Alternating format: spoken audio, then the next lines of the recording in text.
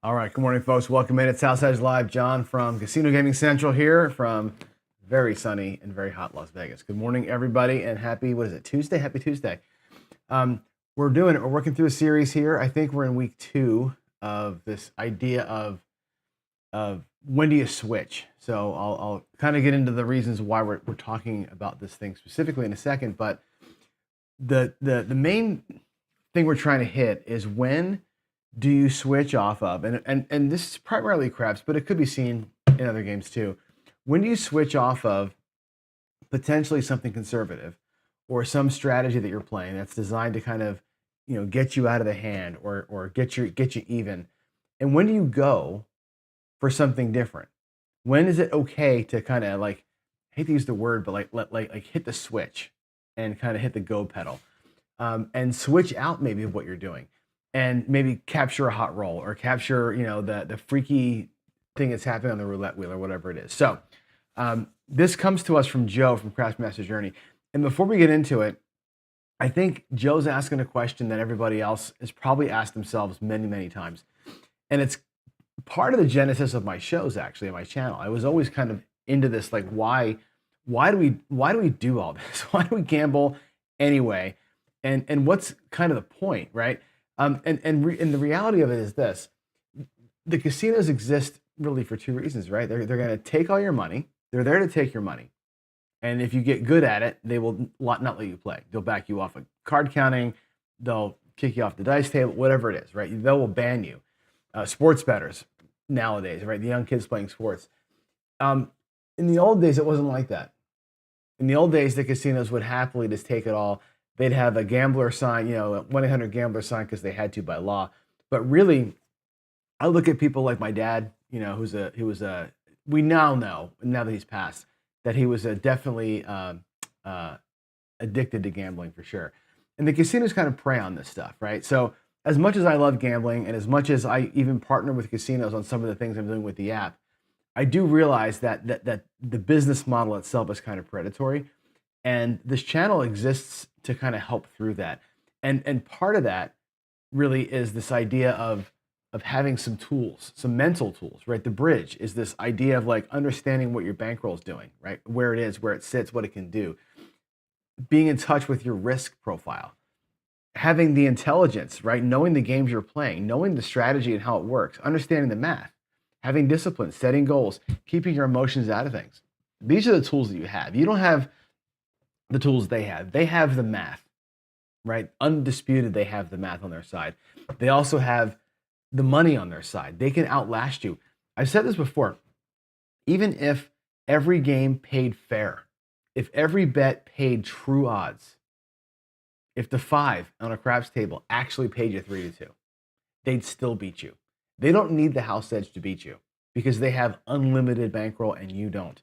They will outlast the variance and you can't. So know that you're clawing this uphill battle. What tools do you have? Well, number one is you gotta have a little bit of want to, right? I like doing this. It's fun for me, right? The other thing, you gotta have a little bit of attitude, a little bit of screw them. I'm coming in to take some of their money. And for those of us who want to take some of their money on the regular, this is the topic. And this is what Joe's asking us. Joe from Craftmaster Journey wants to know, when do you pull the trigger, right? Joe, like me, is pretty conservative. He plays the horseman a lot, right? Especially when you're cruising, right? You're doing more hybrid, more tie kind of strategy, right? But when do you dump that, right? And jump in and take advantage of a roll. Some strategies just don't take advantage of rolls, right? And I'll give you an example. The horseman by itself doesn't take advantage of a roll. A ladder system by itself doesn't take advantage of a roll. And I'm going to specifically talk craps or roulette. Okay, those systems aren't designed to hammer a 2-hour long roll. They're just not. They're designed to grind. They're designed to win on the regular, but they're not designed to lean in. So a lot of people abandon them when it gets, quote unquote, gets good. You jump out of the horseman, you jump out of a ladder, and you start playing something else. You're free to do that at certain points in time. And the question is, when are you free to jump out of something boring or something conservative or something grindy and do something different? Okay. And again, something different, right? In air quotes, something different might mean leaning in and hammering the table on a hot roll or a hot spin or whatever. Something different might also mean something different than what you probably do, which is to leave. Most people are looking for reasons to stay in and play forever, right? Give me a reason to stay and rail dump and get thousands off this table. You're not looking for reasons to walk away. And I think that's part of this conversation too, right? We have to be fair about that. And that's why today's topic, fact or fiction about this topic, is exactly that. Is it fact that you have to stay and play and lean into a hot roll, or is it fiction? And what you should be doing is finding reasons to leave, getting to a trigger point where you can leave. Maybe short stacking, like as what Ken said yesterday on his show, maybe short stacking a little bit and then leaving. Having that plan is pretty important, right? Waylon's always got his trigger finger itchy. That's awesome. Good morning, man. How you doing, dude? Skills has the middle finger to the casino, right? And like I said before, I love gambling. I enjoy the sport of it. Like, to me, as a computer programmer, it's another puzzle to solve, right? I'm always trying to solve the puzzle that I know I can't solve, right? But finding different ways through it, that's my enjoyment. It's not, I mean, I do love making money, but it's not about bringing a bunch of black chips home. At the end of the day, I want to solve the problem, right? And I think that's what drives me. And you have to know kind of what drives you at the end of the day, right? What drives you? All right, let's hop on in and really sort of think about of this topic. So here's the way we're framing it. We introduced you last week to the 3-step plan. And if I write a book, by the way, on gambling, and I probably will someday, it'll focus on 2 things. My book will focus on money management, discipline, all of that, obviously. That's my passion. But the way that I play is this. It's a 3-step plan, okay? And I always use the baseball reference because most of us watch baseball. Most of us understand the reference, right? I say, get them on, get them over, get them in. That's the 3 steps, right? Get your money back is the first step, right? Get some profit locked up in whatever phase you're playing is the second step. And then make a decision is the third step, right? Get them in. Either hit a home run or walk away with money. They're both the same to me, by the way. Hitting a big run at a table and walking home and having money in my pocket, that's their money in my car, I get the same satisfaction, right? Mental difference, right? But that's it. Today we're going to go fact or fiction. Is it really as easy as ABC? Is it easy as always be collecting? Is it just that simple to sit here and do this? Or is there something else to it? And then, of course, tomorrow we'll jump into the pressure cooker and I will roll some dice here and we'll put some of these ideas to the test. But really what I want to do is get a sense from you on Thursday, how you feel about it. So, all right. So fact or fiction, here we go. This didn't work. Did it work? Did it work? There it goes. I want to look at both sides of it today. I want to give you some ideas on when to go, when you make moves in your bankroll. And this, I think, is an important thing. Again, some strategies you'll find dictate it to you. You can't change it. Other ways of playing, you'll have to kind of make decisions for yourself. So how does it look to most of us? And I think what I'm looking to do, again, here is the sequence, right? I want to profit in every round. Now, you can't always get that. It's right. You just can't. On a roulette wheel, you can cover 2 dozens and 2 double streets and still have 4 ways to lose or 5 ways to lose, right? You're going to find times when you just lose your bets and it happens. But by and large, we're looking to make profit on every round. Whatever a round to you is a round to you a ladder that has worked? Is a round to you the horseman that gets through? Is a round to you the skill 66? Is a round to you one move of my duck and cover? Okay, whatever the round is, I want profit out of that round, right? The first job, get even, get my money back. Whatever I put out there, I want to earn at least that amount of money back. The second thing is get a little bit of profit. Now, you're not going to get that right away. It might take a couple of wins to get a little bit of profit. That profit probably won't be enough to walk. It won't be quite your goal. So you have to go again, a second round, or do something different. We'll talk about that today. But then you're going to get it on, right? You're either going to get it on or you're going to get out. At that point in time, your bankroll will tell you, is it time to get it on? Is it time to go in and get more? Or is it time to get out and get home? And I want your bankroll to sort of help you make that decision, okay?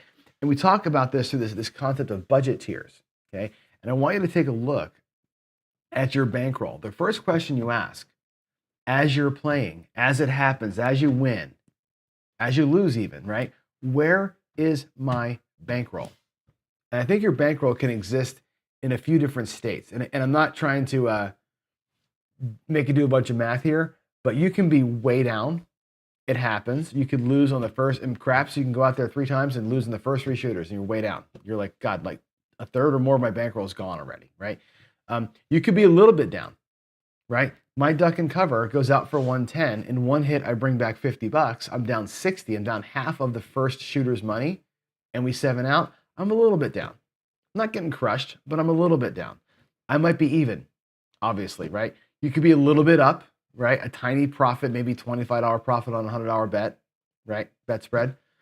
You're doing a ladder. It's the first rung down the ladder. You're a little tiny bit up. You're not quite there yet. You could be at your goal, or you could be over your goal.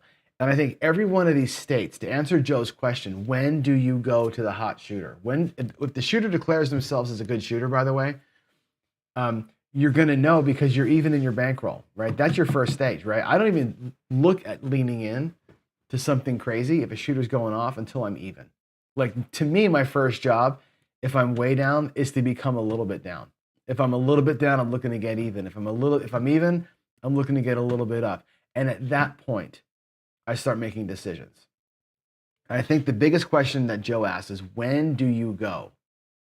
I would put out there, you go when you are a little bit up. A little bit up is the time to make decisions. Everything else is designed to get you a little bit up. And when you're a little bit up, you can say, how close am I to my goal? Right? If I pull off my move one more time, am I going to be at my goal? And is that enough for me? If I pull off my move, will I be at goal and a little bit up? Okay. As an example, if I'm doing duck and cover, and I'll show you that again today, if I'm doing that strategy and I was $15 away from my goal and the move wins $75, which it does, well, now I'm up over my goal by $60. Now I'm a little over the goal. Different decision time. I can look at that and evaluate, where am I? Matter of fact, if you take this and go a level back, go macro, okay? At the table, I may have bought him for $1,000. I may be at 1,025, so I am a little bit up. My goal might have been 250. I got to keep going, right? When I'm at goal, maybe I get over goal. Maybe I'm at like 350, and I'm $100 over goal. You say, good, time to go in. If I'm $100 over goal, I can take the $100 and I can light it on fire. We're going to go and do something special with it, right? On the macro level, you might be $200 down from yesterday's $1,000, right? You might be 250 down 3 days in a row. And even though you're up $100 today, you're not really up $100. You're actually chasing the 500 from before. So your overall bankroll can be in these states too. Way down, little down, even, little bit up, at goal, over goal. And your today's bankroll can also be in those states. That's what determines what you're going to do when you go. Make sense? All right, next thing we're going to talk about then is, what do you do at these and I'm going to talk about the goal. I want to really focus in on it's going well. Let's leave recovery for a different series, right? Let's say you're even at or over goal, okay? If I'm right near the goal, you got these two choices, right? And again, you're not able to lean into the hot roll yet. At near goal, you have two choices, I believe. You can repeat what you just did because it's working. I've said this before. If your strategy works, your strategy works. Keep doing it, right? It'll if you're on a good run, you'll get it back, right? Or you can leverage, which means do the same strategy at a little higher level. Okay. Sometimes the same strategy at a little higher level can accelerate things and get you there with less trials. And again, I'll show you an example of that here in just a minute. If you're at your goal, decision point one is, should I walk? That should I walk decision, I think, is based on your overall bankroll. I'm looking at my life and I'm saying, shit, if I'm down $1,000 from previous day's play and I'm at my goal, right? I could either walk and use that to replenish what I'm down from before, filling the envelopes up, or do a little leverage play right now and lean in. And that's, again, that's a you decision. How close is that, right? If you're over goal, again, you can assess, how over am I? Do I want to short stack play this thing? Do I want to leverage play this thing? Do I want to take the miracle and run? Good example of this is if you hit the ATS, right? You're playing craps and you're working, and you got yourself to your goal and you made 250 and all of a sudden somebody pops at midnight and you win an extra three grand on the ATS, or an extra whatever it is you have on the ATS, right? Wow, what do you do then? Right? That's this excess. Do you just replay that? Is that your trigger to go back in, right? And again, I think your bankroll, to me, is the one thing that really dictates all of it. So I want to talk to you about leveraging and repeating again here in just a second. So we'll go to the table and do that. But I want to give you the counterpoint first, right? Which is to do what I said, which is trust what you did, right? You don't always have to flip off your strategy and go do something heinous. If you want to, you can. And I think you should have the tools to be able to do that, but I think you got to do it when it's time. When it's time. And again, going back a screen, I believe when it's time is judged by your bankroll. However, there are people who will, and I know one, I work for one, David, who will, the counterpoint is trust what you're bringing. If you're going to play, let's just say the double tap or the GM spin or some other thing that you're going to do, and you say that thing is designed to work. It's designed to really kind of tread water until something amazing happens. And all you're looking for is the amazing, then trust it. You're never going to make money $100 at a time. You need to get that big win. You need to be there when the hour-long roll happens and you can make $5 grand. If you don't get those shots, you're going to be a lifetime loser. People, I think, believe, and I can relate to that, right? I am, for my life, a winner. I have won more than I've lost in my life, not because I've won $100 every day forever. It's because I've had 2 or 3 massive wins that have been like really good bankroll builders, right? Amazing bankroll builders that I've used then to work my systems to win consistently. But I've had a couple of big badasses, right? Those things really help.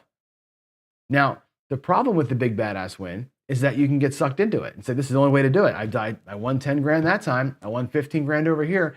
That's the only way to do it. I'm gonna burn the whole 15 trying to get 15 more. And that's where I go, whoa, be careful, right? So there's a school of thought that says, trust the home run strategy, lean into every single roll, don't ever pull back. And when the rare opportunity comes to take a table down, take the fucking table down. And I can understand where that mentality comes from. I really can. All right, let's go take a look at my table. I'm gonna go switch you in here and get some black and white Johnny out of here. Let's go to the color table. Oh my God, it looks so much better. All right, I want to talk to you about the gold tier thing. So here's an important bit. Let's say that you bought them for $1 grand, okay? Let's say that my goal was 250 and I've got 100. Okay, there's a black chip. I'll put it over here. I'll put it over here. There's my profit pile, okay? I got $100 in profit, which is fantastic. But my goal was 250, 300, okay? Somewhere in there. So, and I'm playing this duck and cover strategy. So I'm going to show you a thing we can do here. So if I go duck and cover, and again, I'm going to use this one as an example. I'll go horseman as an example too in a minute. But if I'm duck and cover, okay, let's run the system. I'm already up $100. And again, I'm looking for 250, 300. There's 2 ways to hit this, okay? Number one, my spread is 110, okay? We know that when I win on any number here, I'm taking the number down and going to $10, which I have $50 back in my rack, okay? Technically speaking though, if I have 110 in profit or 100 in profit and I'm 110 out here, what is your actual bankroll state? And this is a quiz for the chat. If I have $100 in profit and I go out here for 110, what's the state of my bankroll right now? Somebody please in chat, put the number in there. What is the state of my bankroll right now? My real live actual bankroll state in the rack. I don't think people will think about this. I'm gonna wait to play until somebody puts it in there. What's my bankroll right now? My real life bankroll. Yeah, some of that awesome coffee. Come on, somebody say it. Let's see if class is in session. I know that we're kind of probably a 10, 15 second delay here, but this is a really important point to know. Minus $10. Thank you, Mike. Okay. We're minus $10 right now. Even though I brought back $50 on this win, I'm minus 10, right? I'm working. I got to get back. I got to earn this $100 back right away. Okay. Now, if I get another win, okay, and I bring my 9 down, okay, now I've got my money back, and I can actually say I've got the 100. Now I actually have $100 in profit, and I'm playing, okay? This move, by the way, if I pull it all down, right, there's the 110 that I just relaunched with, right, and I've got $70. So I have 150, 170 now in profit, okay? That move got me closer to the goal, but not quite to the goal, okay? Now, I'm going to show you something that's a little interesting. Let's go back out there at the 110 with 100 in profit, okay? Knowing that if I go out here right now, I'm technically speaking minus 10, okay? I have 100. I could go put another 110 out here. I was going to risk $110 anyway. That's my normal risk for a shooter, okay? And come out here at 220. And you go, oh my God, John, you're an absolute maniac, right? But you can use the profit as leverage, right, for a round or two, right? And what am I in for now? I'm in for 110, right? I'm in for the 110 I was going to risk anyway. I'm just losing my profit as a leverage play. Now I'm into this thing 110, 120 effectively, right? Because I had to add $10. So I'm into it for 120 now, okay? But if we take these and pull the same move off, okay? Again, we're going to win $70 on one of these now. So 70 looks like 25. And then we'll do 75 for 5, and it looks like 25, okay? There's 100, right? I'm a quarter away from 110, okay? I brought back 140. If I stay out here and let the move work again, whatever is going on out here, if I catch a $35 win, guess what's happening? $35 on a 5 looks like 5. If I catch a 6 now, 75 for 5, and the 6 comes down to 30, I can be done. Let's look at where we are. We just did an extra hit at a leveraged base, okay? Normally you have to power press out here when you get the low hit. Here I can rest down. There's my 110. There's my second 110. And now I have 100, 200, 25, 245, and I'm at 250 in that one move, okay? By leveraging it up, I can reduce the number of times I have to do it. If I've got the 100 in profit, I can lean in here and let this thing rock and roll because it works like it works. The same move gets me to my goal. That's a leveraged play on the profit. You can risk the whole profit to do this and shorten the amount of time. If I didn't leverage the profit, I would have had to make that same move happen twice. This way I had to make it happen once, and I did it from a position of strength. That's a lean-in move. Okay, that's a lean-in leverage move when you're not quite at goal, but you've got money to play with. You can use that money not as another bullet, but as a bigger bullet. Okay, that's a goal tier or a budget tier decision you can make beforehand. Right now, if I'm here and I've got 200, and I say, look, had 110, got the 110 back, I have 200 in profit. I'll make that look like black so we don't touch it, right? They'll never do it in the casino, but we're going to make them black chips. And now I've got this excess over here. I can say, look, my goal was 250, 300, right? If I can say to myself, 245 is close enough, I'm going home, sweet. If I say to myself, 200 is close enough, that was hard to do, but I will take the 45 and go 44 in. This might be a time in this shooter who's now thrown 5 or 6 rolls to say, this might be the time, Joe, where I switch out of the thing that worked into something that I hope works and take this short stack and say, we'll give you one shot at 44 in or 40 outside or 24, 6, and 8. Whatever we're going to do with this $45, we'll do. But I can tell you for damn sure that's coming home, right? And there's a good enough for me decision with I'm going to lean into potentially a great shooter decision. And this 44 can turn into another 44. You can take this and do 2 things with it. If I take this $45 and we go 44 in, right? We can look at this and say, well, should I do a similar kind of move here? Lock up another $45 because again, if I'm doing this and it's 15 for 1, this could become 5. and another 15 for 1. That could become 5, and I got my $45 back, right? And now I can shoot for a table max. If I want to shoot for table max, now I have the privilege to do it because I've got my lock, right? That's leveraging the play and going in a little harder. Let me show you another example. And then I'll give you the counterpoint at the same time, because the counterpoint to this, as I'm doing the chips, will become really, really clear, okay?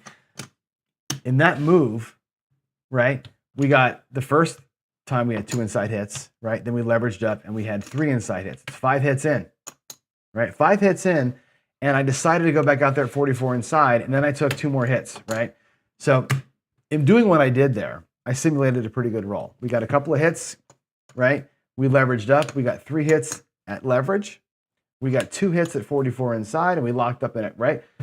That's 2, 4, 6, 7 hits in. We're not quite at average roll yet, by the way, but that's pretty damn good.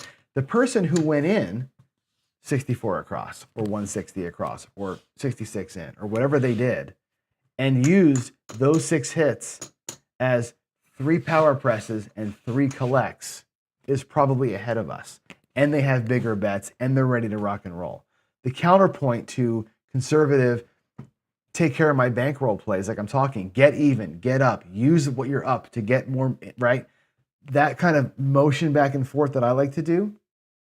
The counterpoint to that is, well, you burned 6 rolls getting even and getting your little goal, and you're so happy, John, you get to go home now. You burned 6 rolls doing that. You could have been out here for 6 rolls, beating the shit out of the casino with it. I get that. That's the counterpoint. And there is truth in that. If that's your first shooter, if that's your 9th shooter that you're watching at a craps table, guess what? Those 6 rolls, you're still behind versus taking, and locking up. All right. To Joe's question, the horseman. Here's the horseman. Ready? Let's say the horseman, your don't pass gets set. We have a point of, it doesn't matter what the point is, 5, right? We have 3 come bets that are going to go out. Let's say one of these come bets wins on an 11, okay? And again, I play the horseman, 3 bets only, right? The 11 comes back. The next come bet goes to the 9. Let's pretend we have an off and on, right? Guy rolls a 9, comes down and gets paid, goes to the 9. I've got 2 units back. Now, what position am I in right now? I'm in a no-lose position if I'm Joe. If I'm in the horseman, I cannot lose on this hand. Nothing bad can happen to me because I can break the horseman's rules and get another couple units out of my rack. If I really don't like this, I can place the 5 for $50. Just lock it in, right? No matter what. Shit runner go blind. If a 7 comes right now, I'm going to lose these 2. I'm going to win those 2. And guess what? I'm up a couple units over here. Okay? The 2 units that I leveraged in with, but I'm up that unit. That's what I'd be up 1. I cannot lose if I have this situation, right? If I have $50 in the don't and my 5, I cannot lose here. I can make a decision there to lock this in. And when I lock this in, here's what I know, Joe. Okay? I got 4 units back. I know shit runner go blind, I'm going to get at least 2 more units back. I'm going to, at the very least, I'm going to have a quarter. This is going to give me 1/4 in profit when the 7 comes. If the 7 comes, I've got a quarter coming to me. I'll lose the 9. I'll lose the 5. I'll win 2 down here. I'll have 6 units, which means I know I got $25 to play with. Okay. If I look at this table right now, I know I have $25 to play with. Okay. I'm going to win a quarter no matter what. I could win more than that. It's possible they hit the 9 and they hit the 5. If they hit the 5, I win an extra $20. Okay. At the least, I've got a quarter that I can go here with. I can get a $12 6 and 8 with a penny change. And I can get 15 for 1 on one of those at least one time. Right? I'm taking a shot with the quarter I know in advance I'm going to win with this move and doing something with it. You want to get out of the horseman and take advantage of a hot roll. You're looking at setting the point, getting the 11, buckshot in the 9, and having something else sitting here. 4 or 5 rolls in, I have a 6 and 8, a 9, and a 5. I'm inside better right now. Even though those 2 cancel, I'm an inside better. If the 5 rolls and I lose the don't and I win $70 here, What's my next move? Probably $25 five. And again, here's my initial money. Here's my 25, 35 in lock, plus I'm playing. Okay, you can move out of a strategy into something else if the strategy dictates that you can. It's made for this. The horseman's made to get you out of the horseman. It's made to switch to right side, unless you're just trying to grind. If you want to grind those 5 bets out and get a quarter every shooter, fine. Right? Earn yourself a free cruise doing that. That's totally fine. If you want to get out and you get the bet set, and 1 or 2 of them have, if 2 of those come bets win, you're out of the hand. If 2 come bets win for any reason at all, you're locking in. You are locked into a quarter profit. Use the quarter or keep the quarter, your choice, depending on where your bankroll is. But you can always get out of a strategy and switch into something more aggressive if you want to, or give yourself a reason to leave. Lock in something so you can get the hell out of there and get on with your day and get on with your life. All right.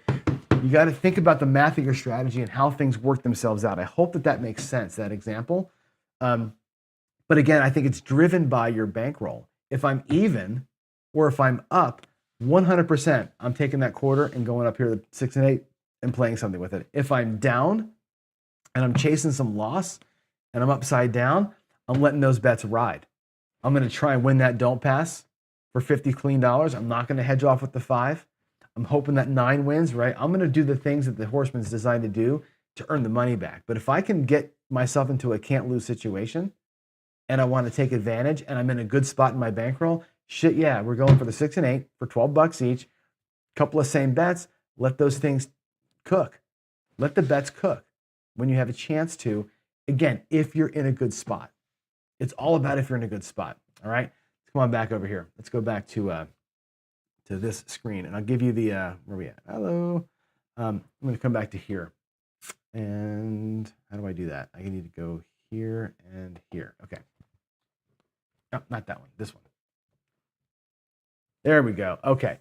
So again, I think these are the questions, right? How is your bankroll? Where are you? If you way down, a little bit down, even, a little bit up, at your goal, over goal. Those things really determine where you are. If you're over goal, it's the fun time, right? When you're over goal, you have excess money, whether it's $45 like I had here, whether it's $100, that's your time. You can use that money to lean in. And it may take you 6 rolls to get there. You're going to be behind the table for 6 rolls. Guess what? If I'm behind the table for 6 rolls and the guy goes off for 40, I don't care, right? I'm still going to see 35 good rolls. I'm okay with that, right? I'm okay being behind. Some people just aren't. And again, that's your counterpoint. Your counterpoint is trust it. Trust what you brought. Lean in all the time. Never pull back. I would like to know from you, potentially today, for sure on Thursday when we do our Dig It or Dog It show. How do you feel about that? Is your mindset, I brought the money to beat the casino. I'm going to kick their ass. I'm going to go broke trying, but I'm going to kick their ass. Or is your thought process, I brought my money. I'm going to use it to make money. I'm going to invest it in this game to pull some money back and GTFO. That's what I want to know. Where do you see yourself in that? But the real question is this: did I answer the question? Did I answer Joe's question of when and how? Find your way when. That's good for you. Understand how to do it based on the way that you play. I hope that sort of makes a little bit of sense. So let's head in here. Look at, I'm going to check the chats here for any questions that we may have. Where's my camera? It picked the wrong scene. Look at that. Questions and answers. That's so funny. It's supposed to be here. There we go. Come on. All right. I'm going to run through chat real quick and see if there's anything interesting being said or talked about here. So consistent winning. Consistent winning.